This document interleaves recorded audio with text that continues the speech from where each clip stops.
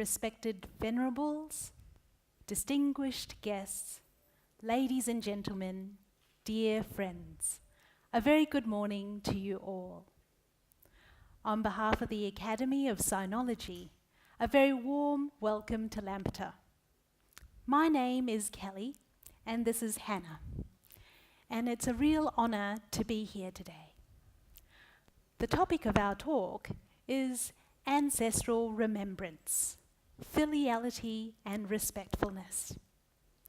Let me begin with ancestral remembrance.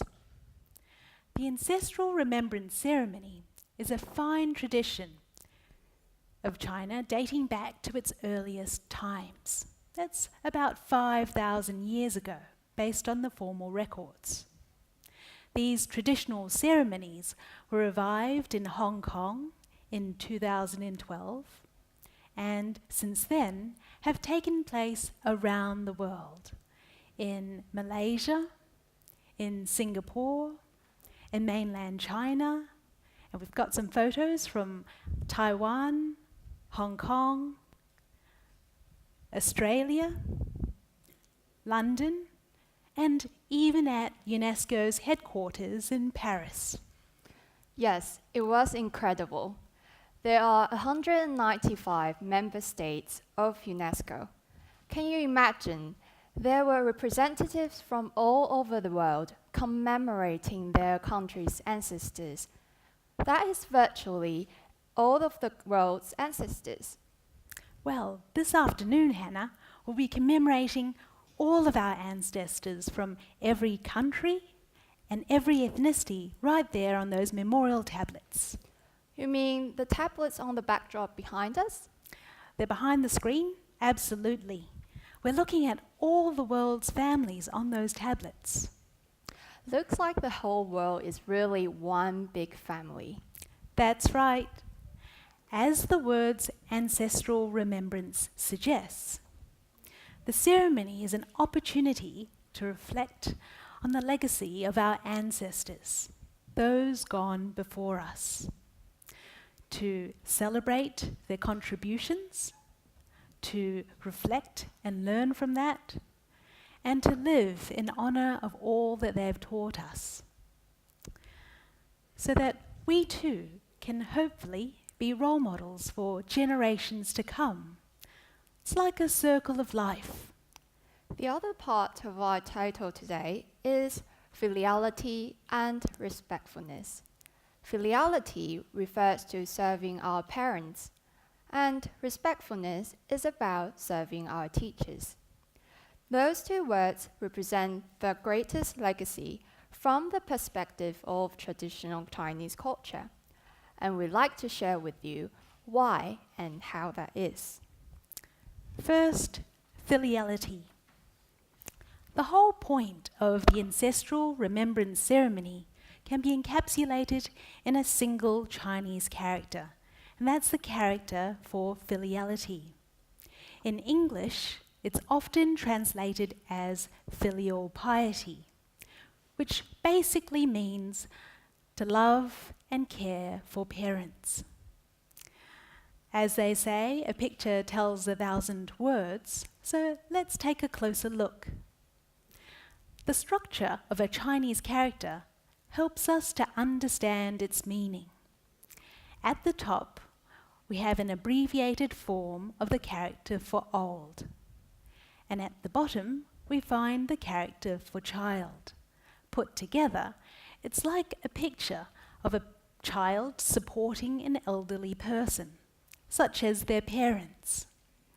And that's why it's been translated to mean to love and care for parents. Now, you might be wondering, what about grandparents or great-grandparents? There is a deeper meaning. The top represents all the older generations, our grandparents, our ancestors, all the world's ancestors. The child represents the younger generation, our generations, and those to come. If you think about it, there are infinite past generations and infinite generations to come. No beginning and no end. Put together, the character literally shows us that we are connected to those of the past and the future. How? The generations of the past wanted to pass on their wisdom and experiences, so people like us could learn from them and not repeat the same mistakes. And we also have a responsibility to our children and our children's children to make the world a better place. You see, we are all connected. The meaning of filiality is profound. Filiality is the basis of all virtue, of all goodness. Now, if all of our virtues could be represented in a tree, filiality would be its roots, and no less vital to a happy and healthy life. But the great thing is, this is not just a Chinese character. It's a timeless and universal value. That's why in many parts of the world, not just in Asia, filiality remains the fountainhead of traditional culture and the wisdom of the East. We can all relate because we all have parents and we all know people younger than us. This one character shows us that everyone is ever connected in time and space. And that's the beautiful meaning of filiality. It's the very reason why ancestral remembrance is so important. Now, how do we begin to understand this amazing concept? Let's take a look at this video.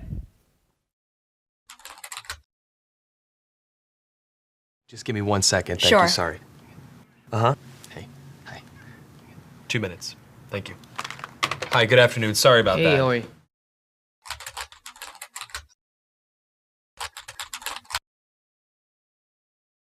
Hi, nice Hi. to meet you. Nice to meet you as well. Have you ever done one of these interviews over the camera before? No. Well, let me tell you a little bit about the job to get started with. It's not just a job, it's sort of probably the most important job. The title that we have going right now is Director of Operations, but it's really kind of so much more than that. Responsibilities and requirements are really quite extensive. First category for the requirements would be mobility. This job requires that you must be able to work standing up most or really all of the time, constantly on your feet, constantly bending over, constantly exerting yourself, a high level of stamina. Okay. That's a lot. For how many hours? 135 hours to unlimited hours a week. It's basically 24 hours a day, 7 days a week. I'm sure you'll have a chance from time to time to maybe just sit down here and there, yeah? You mean like a break? Yeah. No, there are no breaks available. Is that even legal? Oh, yeah, of course, yeah. Okay. Yeah. So like no lunch. You can have or- lunch, but only when the associate is done eating their lunch. I think that's a little intense. No. Not possible. That's crazy. Now, this position requires excellent negotiation and interpersonal skill. We're really looking for someone that might have a degree in medicine, in finance, and the culinary arts. You must be able to wear several hats. Associate needs constant attention. Sometimes they have to stay up with an associate throughout the night. Being able to work in a chaotic environment, if you had a life, we'd ask you to sort of give that life up. No vacations. In fact, Thanksgiving, Christmas, New Year's, and holidays, the workload is gonna go up, and we demand that, with a happy disposition. That's almost cruel. That's almost a very, very sick, twisted joke. Worry about when there's time to sleep or... Oh, no time to sleep. Yeah, all-encompassing almost. That's exactly right. 365 days a year? Yes. No, that's inhumane. That's very insane. The meaningful connections that you make and the feeling that you get from really helping your associate are immeasurable. Also, let's cover the salary. The position is going to pay absolutely nothing. Excuse me? No. Nobody's doing that for free. Yeah, You're pro crazy. bono, completely for free. No. What if I told you there's someone that actually currently holds this position right now? Billions of people, actually. Who? Moms. Yeah. Yeah. Moms. That's awesome. Oh. And they meet every requirement, don't wow. Oh my god. Moms are the best! Yeah, there's no pay. They're 24 hours. They're always there. Now I'm thinking about my mom. they? Yeah, and what are you thinking about her? I'm thinking about all those nights and everything. Thank you so much for everything you do. I know it doesn't seem like I appreciate all of it, but I definitely do. So, Mom, I want to say thank you for everything that you've done. I love you very much. You've been there through thick and thin. My mom is just awesome. She's awesome.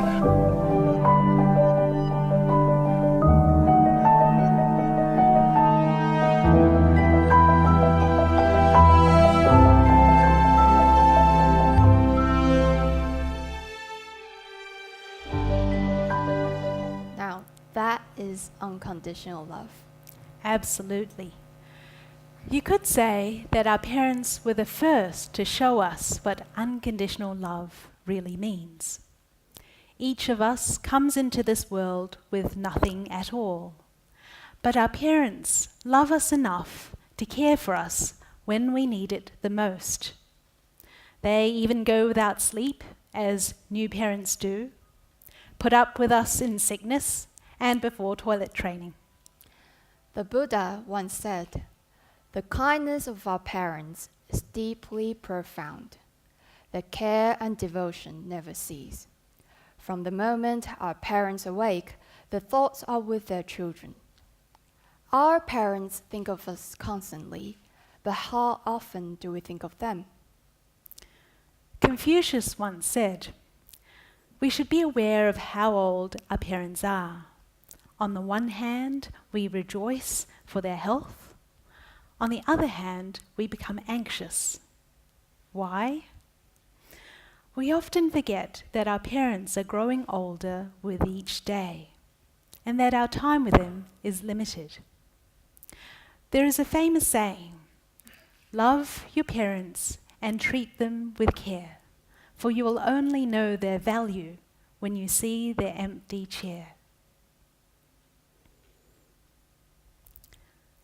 We all have parents, but perhaps we may never know the selfless and unconditional love of a parent, its breadth and depth, the no mountain high enough, no river wide enough kind of love, until we become a parent ourselves. What the character for filiality teaches us is that we are one with our parents, and by extension, we are one with the past and future generations. It teaches us to love others unconditionally. Now, let's take a look at another video.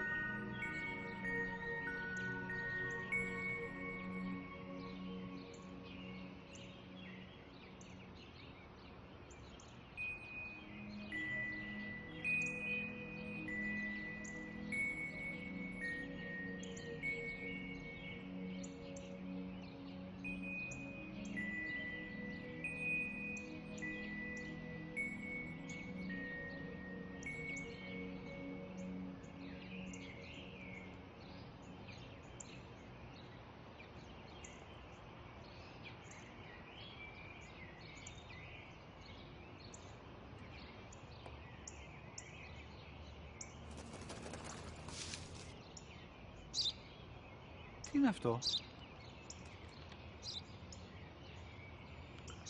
Ένα σφουργίτη.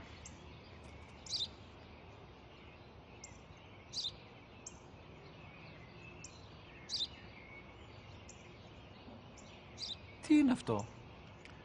Μόλις τώρα στο πατέρα, σφουργίτη είναι.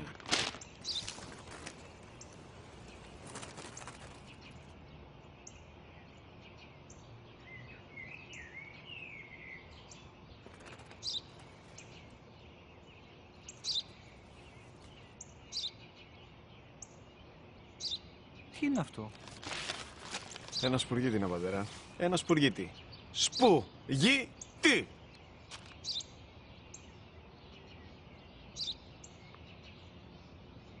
Τι είναι αυτό? Γιατί το κάνεις αυτό το πράγμα, μπορείς να μου πεις? Τόσες φορές σου είπα, είναι ένα σπουργίτη. Δεν το καταλαβαίνεις.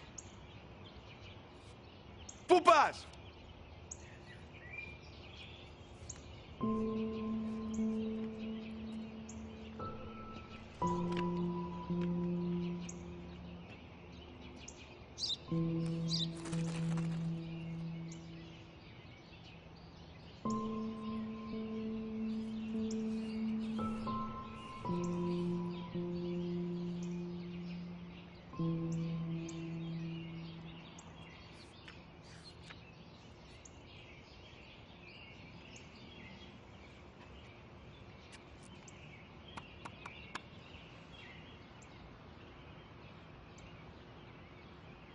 Δυνατά.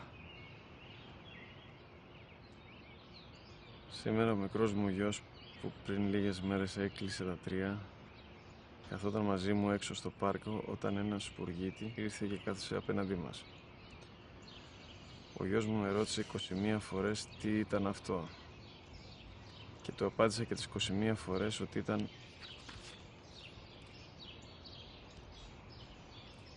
ένα σπουργίτη.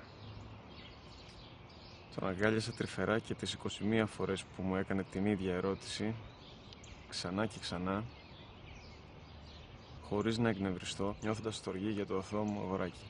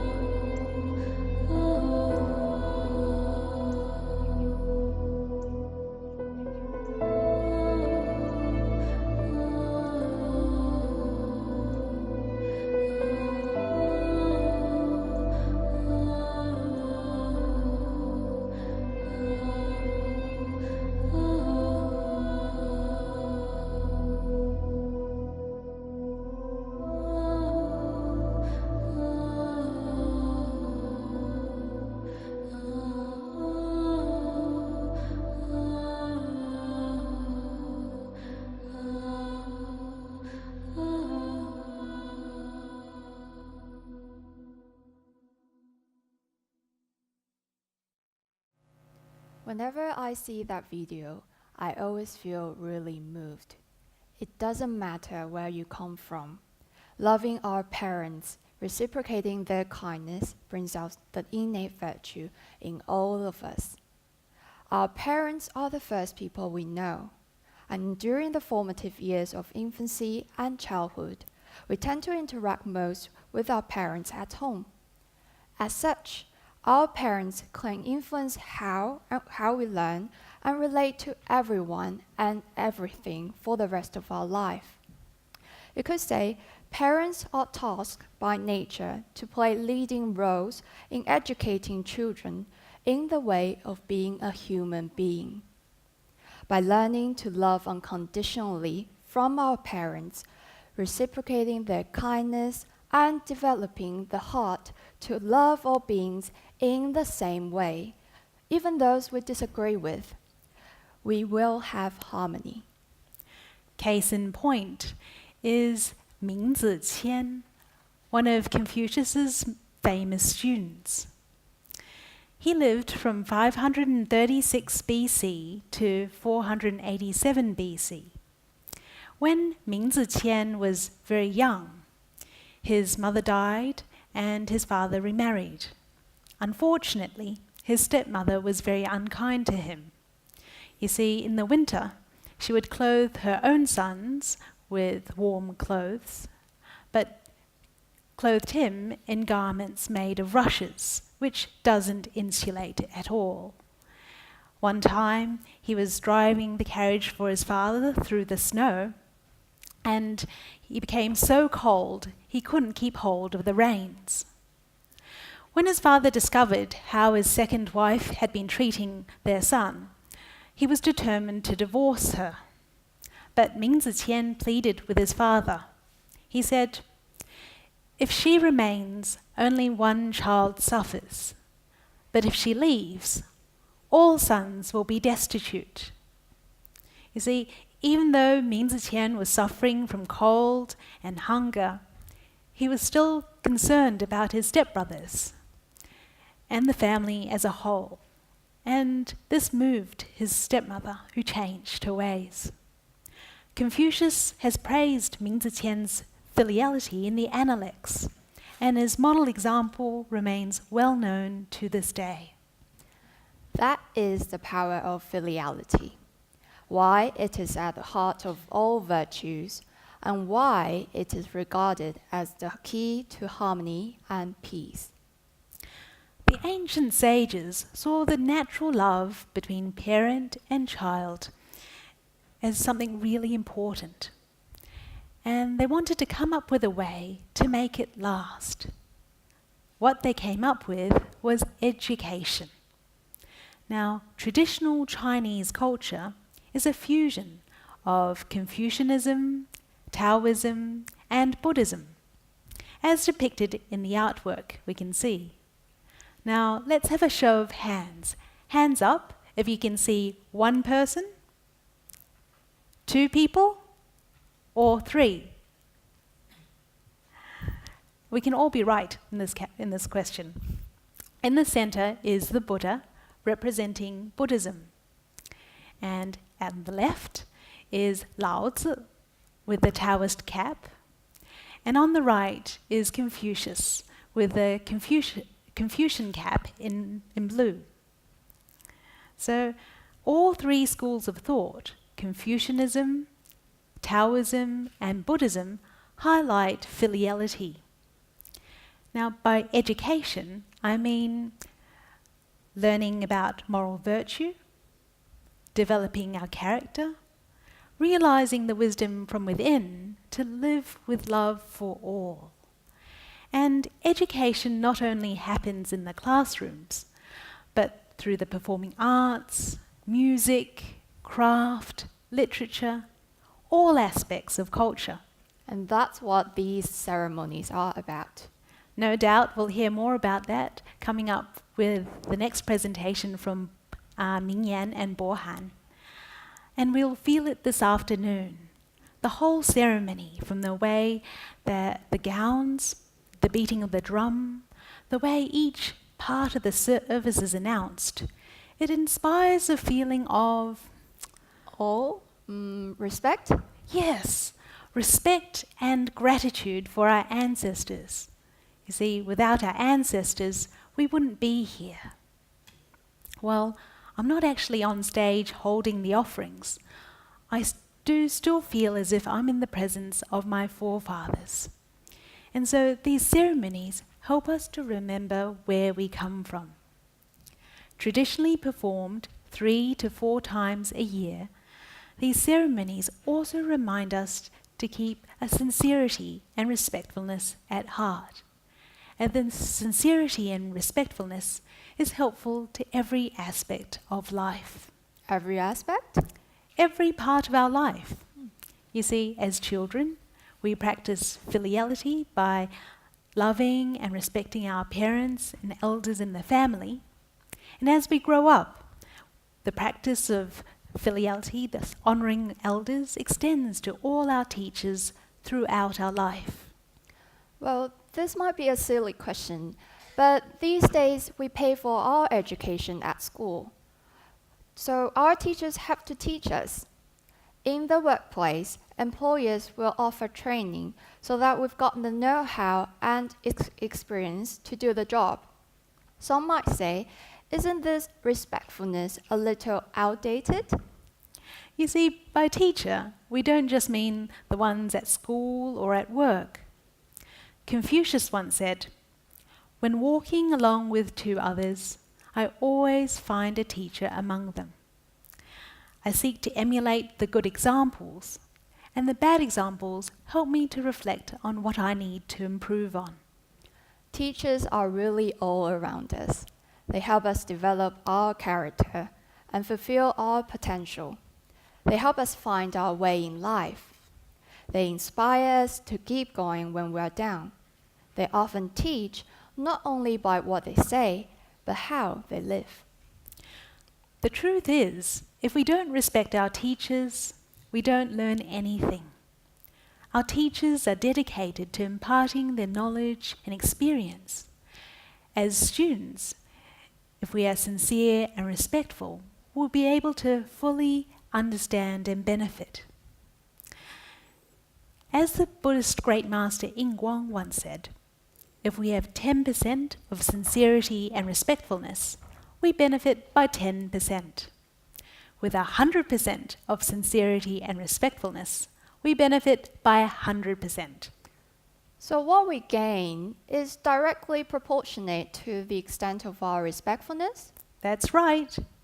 If we're not sincere about our own learning, no matter how much the teacher wants to pass on their knowledge, no matter how they try to get through to us, we gain nothing.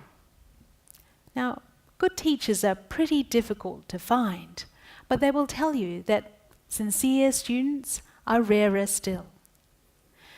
When a teacher meets a sincere and respectful student, they will spare no effort in helping them fulfill their potential. You know what, Kelly?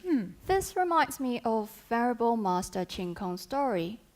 As you may know, Venerable Master is a world leader in interfaith and intercultural harmony. He is also a humanitarian. Venerable Master often talks of how he came to study under one of the greatest Chinese philosophers, Professor Dong Meifang. He respectfully wrote a letter to the professor, asking for permission to sit in on his university lectures, because at the time he could not afford the tuition fees. Despite not having completed high school due to the Sino-Japanese War, he persevered with self-study and continued reading the classics. With the letter to the professor, he attached an essay on his personal study. The essay was a sincere reflection of his learning from the wisdom of the ancient sages. The professor was so impressed with his depth of understanding, he said that even the university graduates could not write at that level. Why is that? Because the students are not sincere in discovering wisdom. They just attend classes to get a degree, as a qualification to get a job. So even if the lecturers wanted to teach more, it was difficult. So in the end, the professor taught Venerable Master in his own home every weekend for 2 hours and for free. Why would a teacher teach for free? Because they're moved to teach by the student's sincerity to learn. Sincerity and respectfulness directly determine how much we gain out of our learning. The same attitude applies in day-to-day life, and we should have the same respectfulness towards all elders, not just our parents or the teachers who've taught us. So practicing filiality extends to respecting our teachers. But I think there's more to this. This filiality reminds me of the saying, we ignore our elders' teachings at our own peril. By gleaning the wisdom from the past, we gain insight, decades or even centuries into the future. Just as Isaac Newton once said, "If I have seen further, It is by standing on the shoulders of giants. By learning from our forefathers, from the writings that left to the world, we can benefit from the giant vision and wisdom of ancient sages and realize harmony and happiness. So, studying the timeless teachings, putting them into practice, sharing them is also an important part of filiality. This ensures that the teachings can be passed on from one generation to another. And that's so true. Without sincerity and respectfulness, we gain no benefit from learning the sacred texts. The whole point of learning and practicing is to attain peace and harmony. Like Confucius once said in the very first line of his Analects, learning and living the sage teachings, is there anything that brings greater joy? And we're not talking about rote learning, but those light bulb moments, those times when things just make sense. Learning involves studying extensively, asking questions, and thinking deeply. Living is about putting into practice, actually living out what we learned.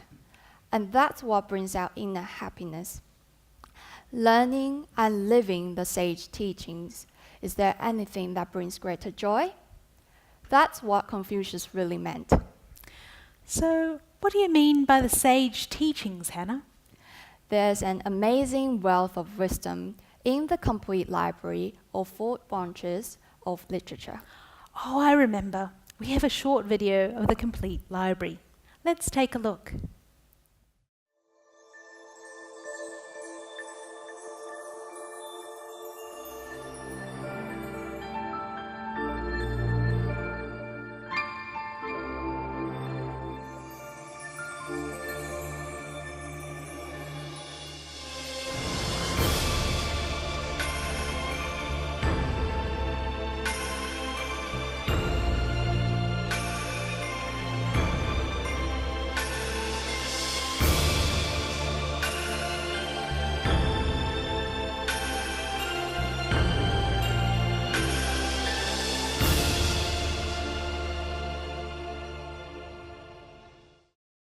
The video gives us a sense of the extensiveness of the complete library.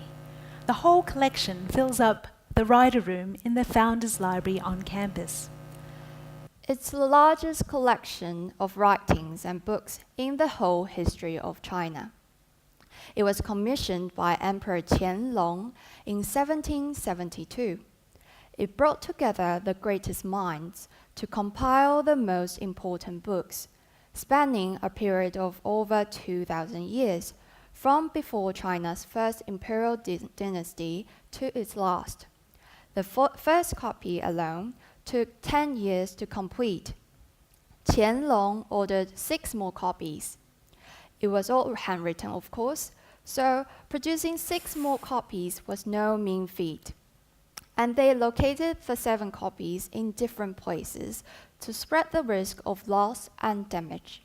Before you go on, Hannah, may I ask why it's called the Complete Library?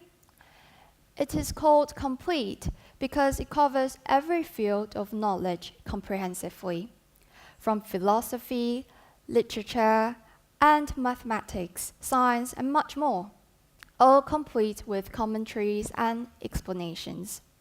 The complete library includes European works too, by the likes of Italians Matteo Ricci and Niccolo Longobardo, the German Johann Adam Skolvenbell, and the Flemish Ferdinand Verbiest. It's truly a treasure trove that embraces diversity of culture. The 4 branches describes the 4 traditional categories of writings: the classical works, the historical works, the philosophical works, and the literary works. The complete library is made up of over 3,500 texts, and I've heard that it's impossible for a person to read in one lifetime. Well, the good news is there is an abridged version. That is good news. The abridged version is called The Selections from the Four Branches of Literature. It was produced for the emperor's ease of reference. So only 2 sets of these selections were ever made. Now, after World War II, only 3.5 copies of the original complete library remained. You're saying that out of the 7 original sets of the complete library, only 3.5 remain?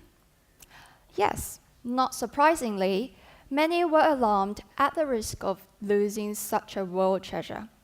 Concerned with the need to preserve this cultural heritage, Venerable Master sponsored a reprint of 112 copies of the complete library, 330 copies of the selections from the 4 branches of literature.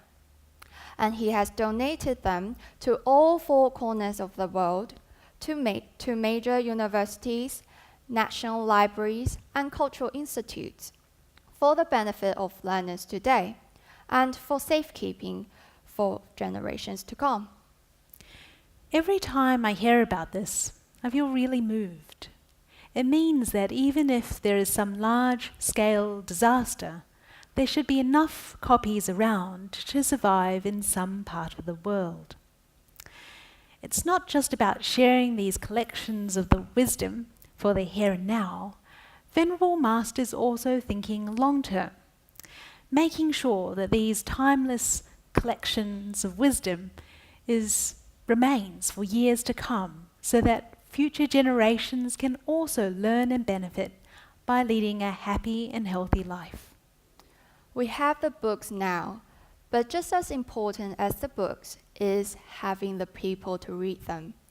People able to read, teach, and translate these great collections so that the wisdom is shared. That is the mission of the Academy of Sinology here, to train young people to be fluent in classical Chinese.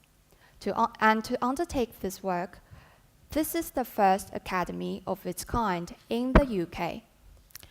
Lots of people are already learning Chinese these days, but why is it necessary to be fluent in classical Chinese?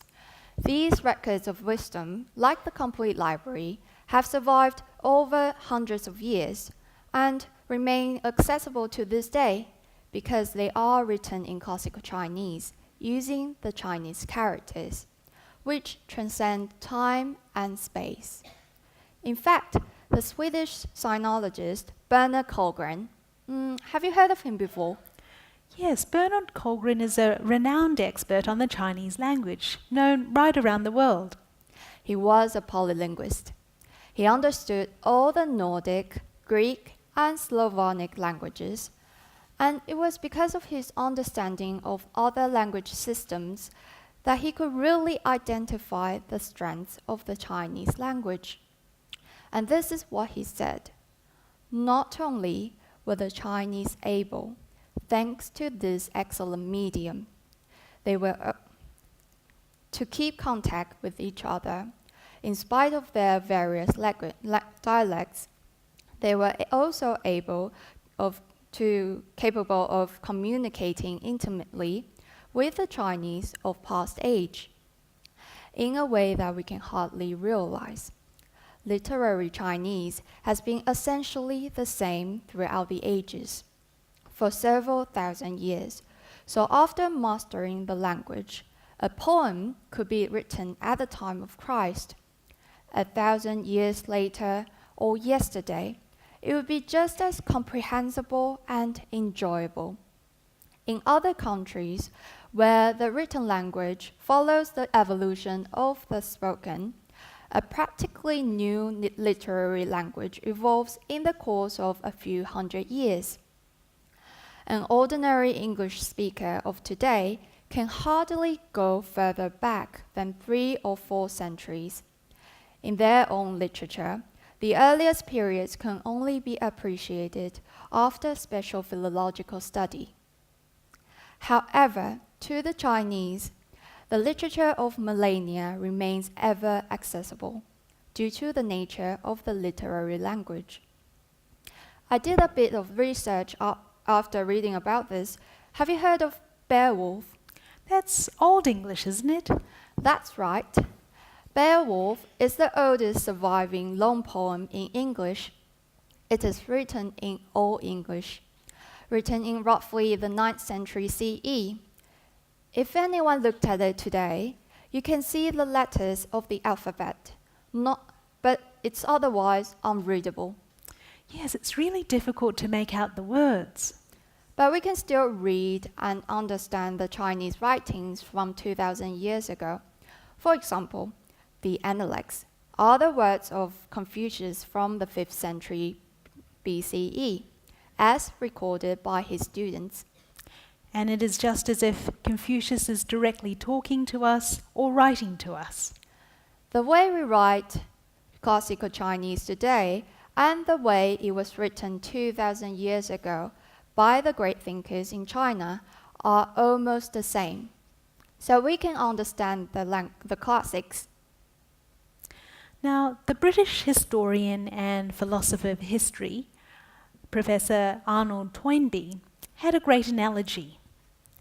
He said, if a 5th century BC Greek could come back to life, go to Greece and try to talk to a modern-day Greek person, he would not be understood.